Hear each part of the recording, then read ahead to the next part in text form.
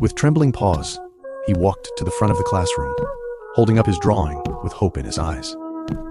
He wanted to make his teacher proud. Instead of praise, he was met with anger. The teacher looked at the paper and shouted at him in front of everyone. The classroom filled with laughter. He walked back to his seat quietly, trying to be strong.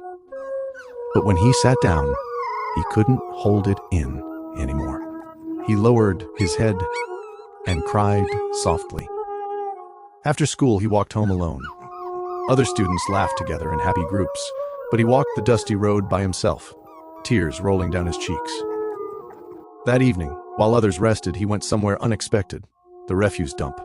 Among broken things and thrown away scraps, he searched carefully.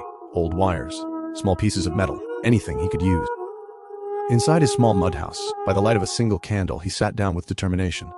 Wires, screws, a broken bulb, simple tools. He had no one to help him, only an idea. Slowly and carefully he began to build, twisting wires, fixing pieces, trying again and again. Then came the moment of truth. He pressed the switch, and suddenly, light. The small room glowed brightly. For the first time that day, he smiled.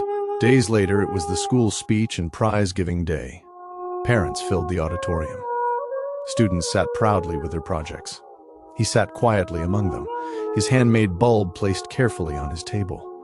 One by one, students walked forward to present their work. When it was his turn, he stepped forward bravely and handed his bulb to the principal. He explained how he built it, how he found the wires, how he worked through the night, how he never gave up. Then suddenly, the lights in the auditorium went off. Quickly he pressed it, and once again, his bulb lit up the darkness. The principal stared in amazement. The audience gasped. Moments later, the main lights returned.